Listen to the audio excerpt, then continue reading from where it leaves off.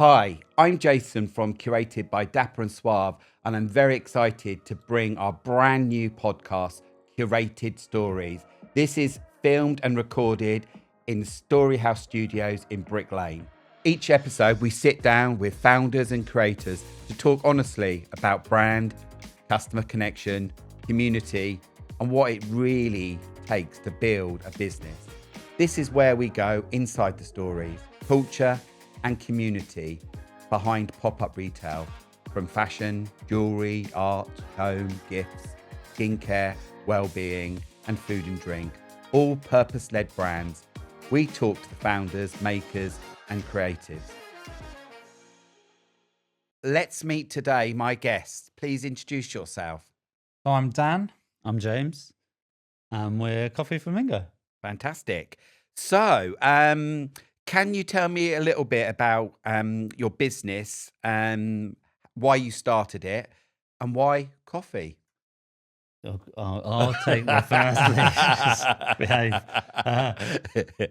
Coffee's always been a bit of a passion of ours. We always sort of love to explore different coffee shops, certainly when we were younger and like chilling out on a Sunday, finding new places. And then we just sort of wanted to take that passion a bit further, but it was mainly you that, So I was a late bloomer in the coffee world. So I think I started getting into coffee when I was about 22, something like that. But James has always massively been into it. So as you said, when we were doing our kind of afternoon runs and things, we'd always find really cool coffee shops, and I was slowly building up my palate. During COVID, I was fortunate enough to still be working. James was furloughed, unfortunately. So we thought we'd take the plunge. James has always wanted to run his own business. By trade, I work in the IT industry, so it kind of fit to start the online business. But actually, also, you were roasting beans. That's how it originally started. So when I started getting into it a bit more, as James said, we got some green beans, so unroasted beans online, and I started roasting the beans on the hob, just on a frying pan. You just got to keep an eye on it, and that's how we sort of kind of got into understanding the roasting profiles, the different types of brewing and things, and that's where the passion for kind of coffee really, really grew, and the idea for the business. Perfect. We have some products here, which can you just run through a bit more about the different coffees and that you've got, and just explain a bit more? So generally speaking, we do single origin. So or you might be able to see the packets. They all have like Peru or Kenya or Brazil, which is where they're from. They vary basically in taste profile. Most of these that we have a couple of others, but the ones that we've got here are generally South American. Yeah.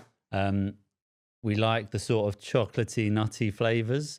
So we basically curated to take your word. There we go. No, use it. It's fine. Curated our selection based on what we love. Yep. And then hopefully others will love that as well. But essentially our sort of most popular ones is the Brazil, which is we won a Great Taste Award for. It makes a lovely espresso, really rich, dark chocolate, almondy flavor. It's beautiful. And then the others, Peru was our first. It was the one that we fell in love with when Dan was roasting. And so that's much lighter. So it just depends.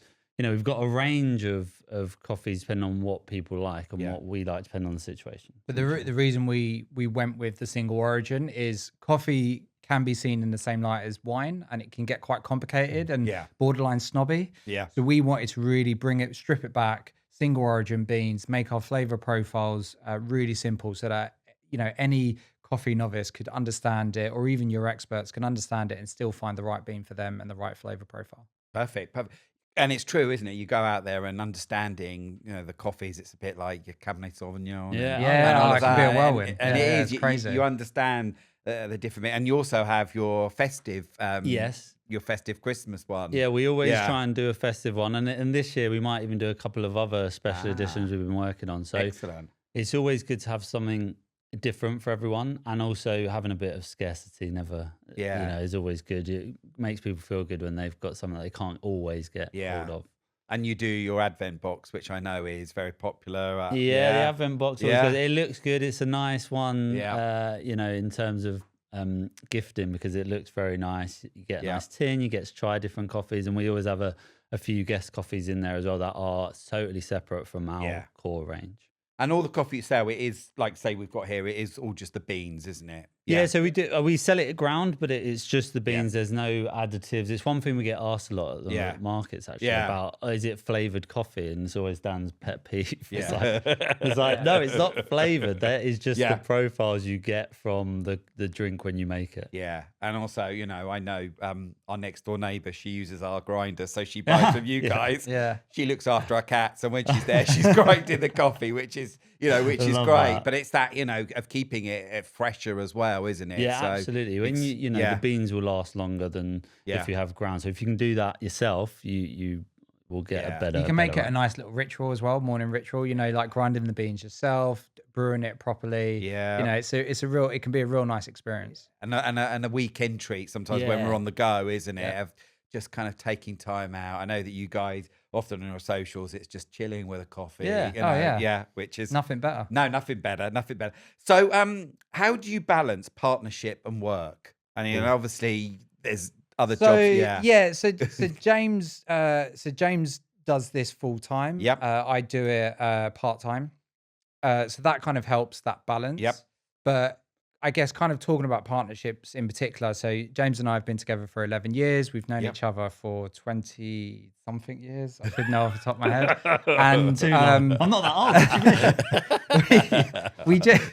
we just try and make sure that we take time for ourselves. Yes. So you know, when we do the markets with you guys, we normally tag on an evening out afterwards, so that we're having that downtime. So we would have worked in a market all day together. It's all business. But then that evening we have a glass of wine, a nice meal, and we have that kind of date night thing. And we make sure we just try and really separate that, and it's not always about work. We do quite well at compartmentalizing as well, in the sense of we've from the start we had that conversation about having clearly defined roles to some extent and trying not to step on each other's toes. Yeah, you know, Dan is the boss, shall we say?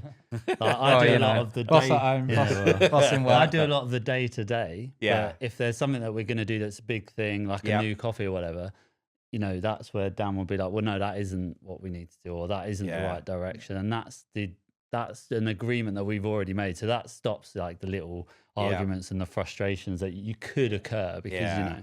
And it's kind of in every relationship as well. Obviously, with myself, with Rob, it's, you know, the head and the heart, isn't it? Yeah, where you know, and it's about balancing that. And sometimes you can have the most amazing ideas, but then when you actually talk them through, maybe not. So, and it's really, that is really important as a business, of having ideas. Are they right? And whatever. And sometimes there might be some ideas that you've had from the beginning you still haven't done. And you might do, you know, or you might not do. Yeah. Or you try, we have tried some stuff like where we've tried to, so we primarily sell in the UK. Yep. We have tried outside and it's not quite worked. So, you know, that was a thing that James was really passionate about, driving and what have you. I was a little bit skeptical, but we gave it a go. It hasn't worked out in its entirety, but we've learned from it and we'll take that forwards.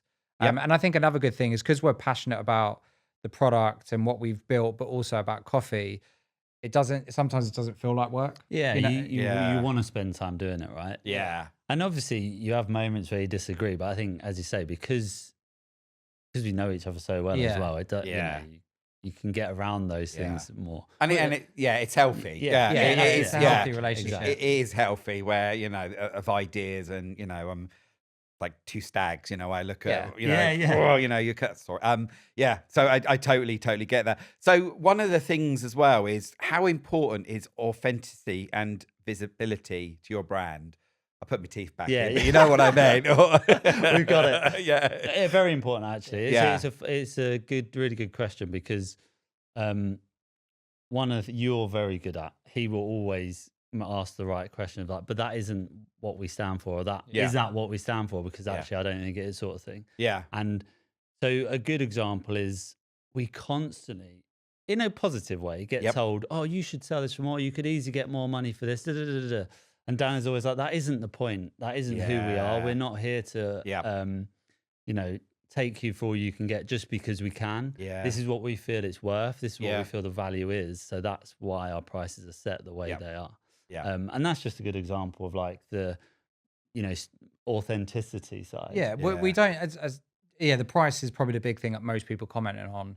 and also even like additional stuff like branded cafetières and more branded t-shirts and all that kind of stuff. But as I said, it's not us. Like, we want the coffee to be the focus. Yes. You know, that's what it is. Yeah. And then, as James said, the price is very, very important to us, because we again, keeping to our where we started, our USP is it's affordable coffee with no jargon and no slogans. It is what it is. It's, you know, the I can't remember the brand that had this, but it does what it says on the tin.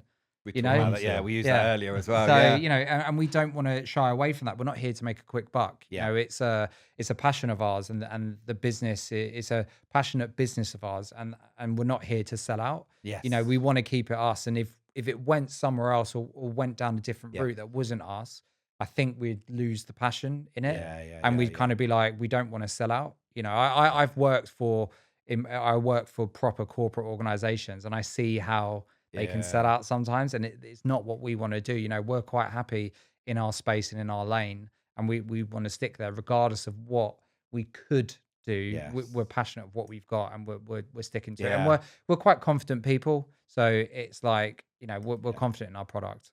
And I loved what you were talking about earlier. I mean, it's one of the things that we often, and I know that Rob hates, is when we have people saying, you should do this, you should do that. And it's very, you know, whatever, as a business owner, of people telling you what you should do. Yeah. Especially when you're a small business. Like, I'm probably a little, you won't mind me saying this, I'm a little bit better at letting those things wash over me. I zone out. I zone out. Pull them up straight away, or just go, not interested in you, bye-bye. See you later. Whereas I'd sort of let it go. But actually, that's because, again, authenticity. That isn't that. He's not going to sit there and say and pretend, that's great, I love you. Like, no. Yeah. And being, you know, as a business owner, of knowing what your business is about and understanding. So, you know, some people, they think that, you know, all of a sudden I'm going to have all these sales and blah, blah, blah. And sometimes people are very happy with, this is what it is. I'm enjoying what I do.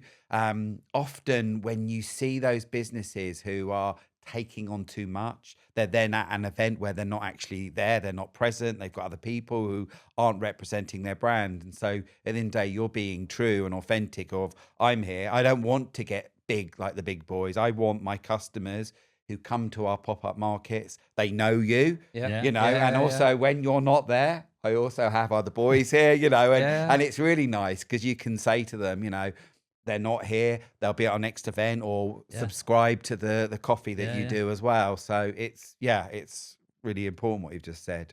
I mean, on that point, you can tell those people as well, just to follow up on what you said, when it gets too big and it's actually too much. And that actually is from afar, a good learning for us and for others, I'm sure, where you go, actually, as much as you want to make money and do all that, you have to remember what it is you're doing and not get too big for your boots. Yeah. It's great to have the aspiration, but you got to do it in the right way. Yeah. And I understand that with Dapper and Suave, where we're at a position where we have stock, we sell it on Etsy, we then get wedding inquiries.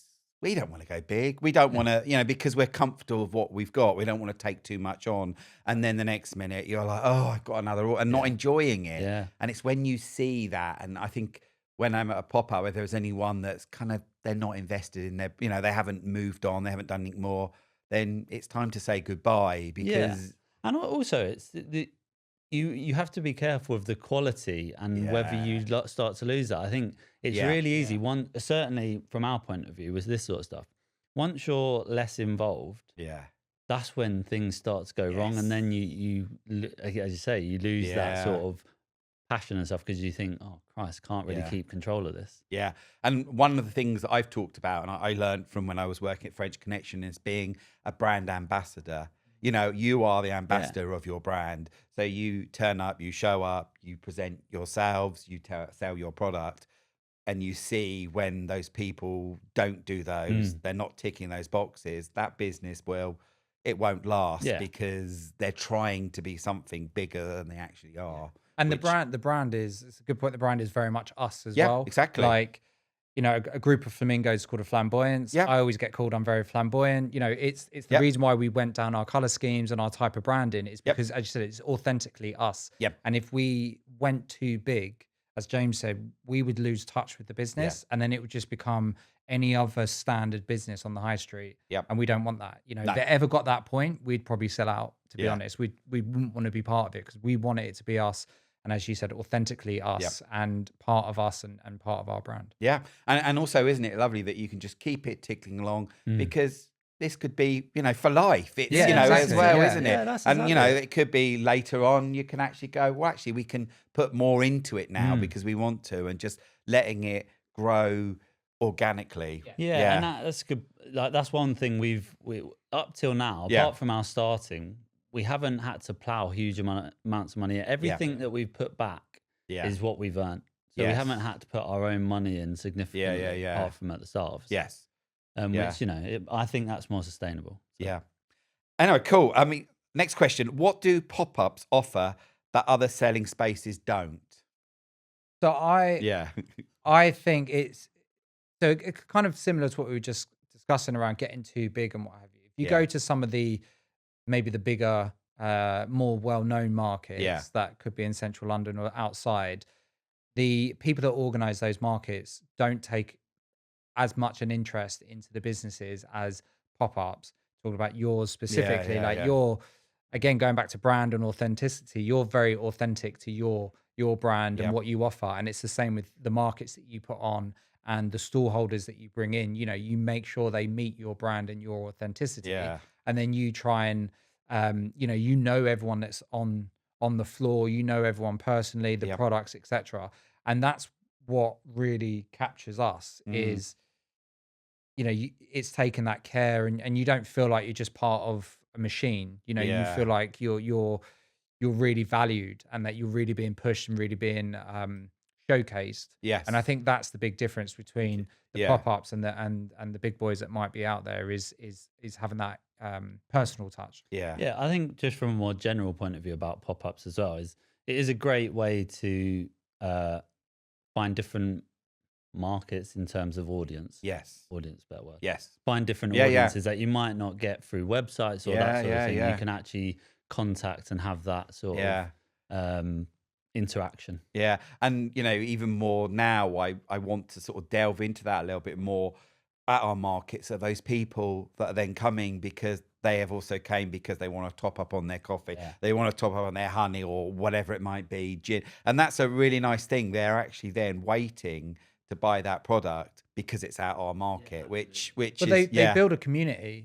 Rather than it just being a market or a type of shopping mall that you go to. It's a community. As you said, we've always had at the curated markets, people coming back, we recognize them, they recognize us, topping up, etc., etc. You'd never get that at you know a big market out there. Like, people will jump in when they've got the time in that. Whereas with the pop-ups, people take the interest and it's kind of like part of their weekend. It's something they look forward to.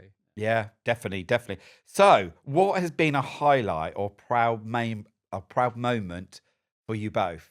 Oh, this is an interesting one. I mean, I think mine's slightly different to you, maybe, but probably the proudest or the first proudest moment was the cliche getting the first sale online. I think that was quite a big moment. But getting the Great Taste Awards, I think that was really important for me because it's an industry standard qualification. Definitely. You know, it's not just us saying that our product's brilliant, which it is, but it's a proper brand, it's a proper certification that's in multiple supermarkets and shops across the UK saying that our product's great and putting their stamp on it, and that meant a lot. And I think we were a bit, obviously we wouldn't have signed up to it and you know went for the award if we didn't think it was good enough. But even when we won it, it was still a bit like, wow, we've actually done this, right? We've got a really good product. All this stuff that we've been saying online and on our website is actual true because someone certified that for us. Someone has actually put their stamp on it for us. I think that's for me. Yeah. I mean, there's a couple of, like, I totally agree with you, by the way. That's good. You should always. I am the boss. You have to agree with me. I was super excited when we opened our Sanderstead little kiosk at the Sanderstead station and being able to serve coffee daily, which we do now. That was a big leap of faith in many ways. So it's been great that it's been so successful. That was a really proud moment. And also that was something that, again, I was like, I'm going to do it. And Dan was like, okay, let's just, right. Yeah. I'm going to give you the push to do it. But, I know that was totally sort of my gung ho, like trying to get that through. But it's been great. So, And following on from that, so my brother and our sister-in-law live near Sanderstead. And they always comment on seeing people walking around with coffee cups that have got our logo on it and things, which is amazing to see. And to hear that people are doing it seeing it in the surrounding areas. Yeah, and seeing the branding, and I think it's kind of looking with myself and Rob, losing our job in lockdown, and the same with you, and it's then of being self-employed and actually going, well, I could go and get a job and whatever, but actually it gives you that.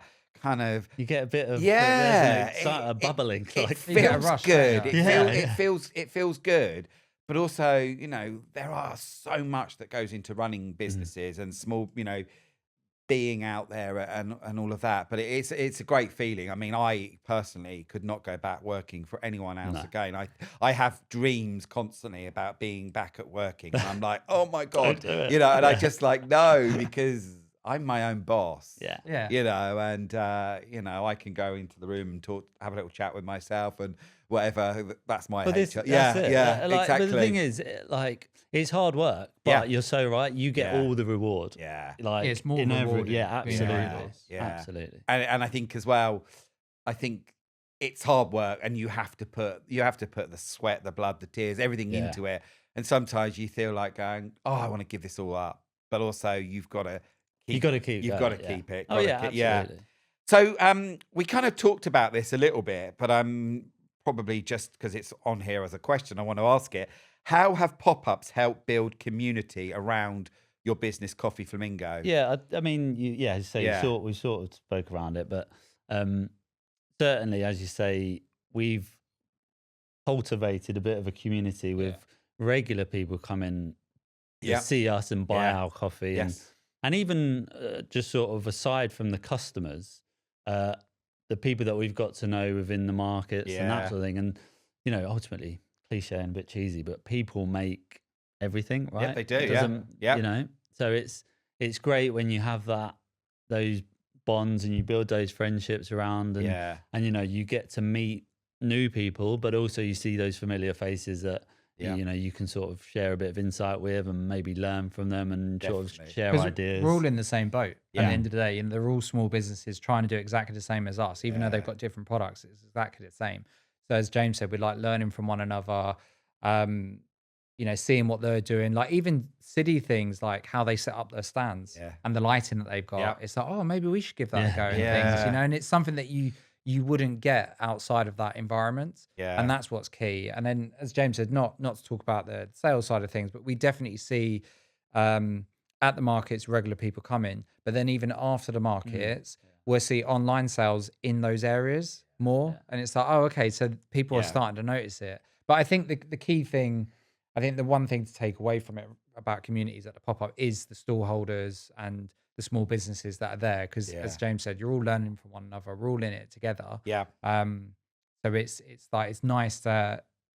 It's kind of like it can be like therapy sometimes. It's nice to kind of have a good chat with everyone and understand how they're getting on over the Christmas period or the summer period, and sort of float ideas with one another. It's really nice in that regard. And I see relationships forming at our events where sometimes the stall holders only just met on that day, and I thought of you met before, and that's a really the whole nice. The community is there with the stall holders. The community then are the customers, and it becomes one big kind of picture as such. Which is that permeates through the market. And then you get a really good atmosphere.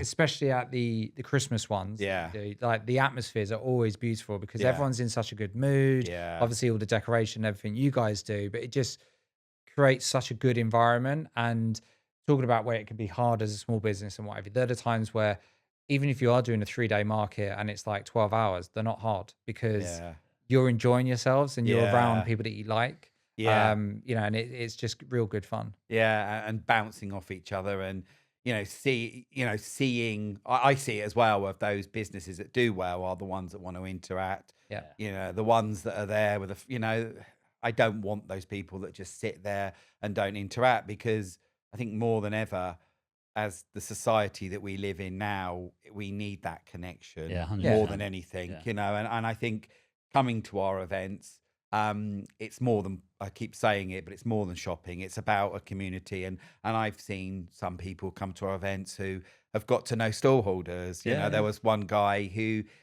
came along with his gorgeous little pickled peaches he did, and he gave it to one of the stallholders and myself and Rob, and he comes along and he loves our events. He loves the vibe, and it's just great to see that people that keep coming back as well, and they feel safe. I mean, that's another good point, sort of from a more business angle as well, is that we get to talk to people. Yeah. Like, you can't do that from an online sale. No. It's very rare that you'll be able to interact with that person. Yeah. So from a learning point of view, from a business, they tell us what. Yeah. We listen. We're directly listening to the customer who's repeat purchasing, telling us, "I love this thing. I love this thing," or maybe you could do this a little bit different because this didn't quite work, or whatever it is. And you get that, and that's like a really important thing that is very organic, but actually really useful. Yeah, it's funny. You can buy coffee in the supermarket, but you then can't. You never meet that person. No, so it's a really, it's great. And somebody, I'm sure they're sat at a weekend drinking your coffee. I met these boys at a market. Absolutely. Their story is, and and it's something unique to them instead of having the same boring. I mean, a little bit self-indulgent, but I love the fact that I can, we give people tips on how to brew coffee and stuff like that. I love the idea of someone, as you just say, on a weekend making their coffee for their other half or whatever, their friend, and being like, "Oh, I've been told I need to use this technique. I've tried this. What do you think?" I love that, and that's just a tiny little, 2-minute, 3-minute interaction with someone that can create a really lovely experience. Yeah, exactly. There is something as well from some of the podcasts we've been doing, is the little top tips. So that's one thing that I am going to be delving into you guys about, your top tips. What makes a great coffee, and sharing that with, the people there, which I think is really cool. So what do you enjoy about Curated by Dapper and Suave events? You could be honest here. Be kind. We do want it. So for me, it kind of goes to what I was saying around the community side of it. Like, I enjoy going to see some of the stallholders that we see on a regular basis that, as you said, we've got on with. Yeah. Obviously, we've been working with yourself and Rob for, I think it's 5 years now, something like that. Excellent. And we go out every Christmas now. Nothing to do with work. It's like on a personal level now. And that's what I like. The friendship that we've built with you and Rob is really great, as well as all the other stallholders. Yeah. That's probably the best thing that I like about Curated, selfishly. Yeah. I mean, that's a valid thing. I would, if we take it more down the sort of businessy type. Yeah, but the social thing is a good thing. It's great. It's that community is a big part of it, to be honest. Yeah. But we never fail really to have a successful market with you guys, and that's, I mean, with all due respect, that's important when you're signing up to any market. Like, if it's not successful, then that's not a sustainable business. Yeah. So, I mean, and that's a great thing. That, and what Dan mentioned earlier is that with a curated market, there's a personal touch. You don't just feel like you're being whacked in a corner like any other market, where you're like, I don't really know why I've been put here. I'm next to some sausages and a man with soap. Yeah. Whereas with you, it's like, about it. it's thought about. The layout makes sense. There's a flow. There's a way that a customer's gonna be able to go around and be like, this makes sense in the way I'm purchasing, sort of thing. Yeah. It's funny, I was looking, there was a market, I won't name it, but it was an outside market, and there was the hot smelly food next to lady knitting. Yeah, exactly. Whoa, and it's that's just like, why? And what I love, when we do Sion, we have the Thames Yard, the lovely. So the food is all in one area. It's not affecting, and you get some people who don't want to be next to somebody because they're asthma or whatever, and I will adapt to that and make sure they're all, their needs are provided too. And I think it's, of people being upfront and honest what they require, and then I'm upfront and honest of what I require from you guys, and then we're all winners then, aren't we? Exactly. That's the recipe for a successful anything, isn't it? Open communication. Everyone knows what their expectation is. Perfect. So last question here is, What advice would you give to partners or couple in business together? Okay, so have you got? There we go. I think we sort of mentioned it, but yeah, from the off, create some clearly defined roles. That's not to say you've got to be regimented in having opinions and stuff, but if you have a defined role, because otherwise your personal life and everything can bleed together a little bit. Yeah, and that's when it starts to get complicated and frustrating and all that sort of stuff. Whereas I think if you have those roles, you can both focus on what you need to focus on.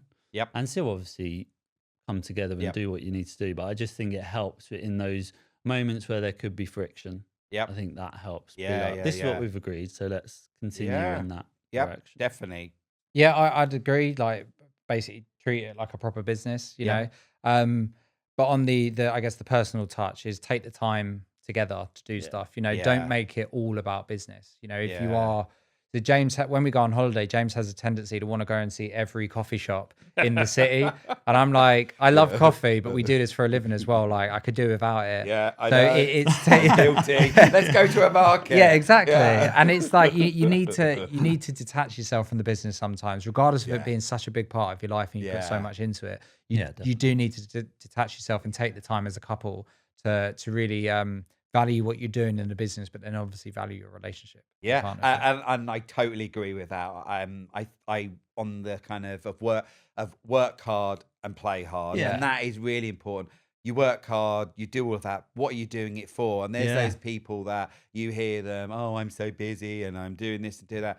Well, hold on, you know, like I've sat down with Rob. We've got things planned for the next 3 months so that when we're working, we've got something to look forward to. You're reaping the rewards. Yeah. Exactly. Because what is the point of doing all this for? Yes, you have a business, but also you're making money. What are you spending that money on? And actually memories and time together and switching off from the business, you know, in an evening, the phones, both of us, we have no phones in the lounge, you know, and it's really what are you doing in there, you know, but also it's important at the weekend. No, that email, that can Instagram message can wait. You know, and it's quite, you have to have the set sort of boundaries of a business, I think. So it's been really, really great talking to you both. Before we go, can you tell us a bit more of how people can find out about you, your social media, your website? Okay, I will. Coffee Flamingo 2020 is our across all the Instagram, Facebook is the same. We only really do those, if I'm honest. So and then website is, you can find us by obviously googling Coffee Flamingo or coffeeflamingo.com. You'll find us there. Perfect. Yep. And at Sanderstead train station. Yep, there we go. If you're passing through Sanderson station, stop and have a coffee. So thank you so much for joining me today. Thanks for listening to Pop-Up Stories curated by Dapper and Suave. If you enjoyed the episode, follow the podcast, leave a review and share it with someone building a brand. And find us on Instagram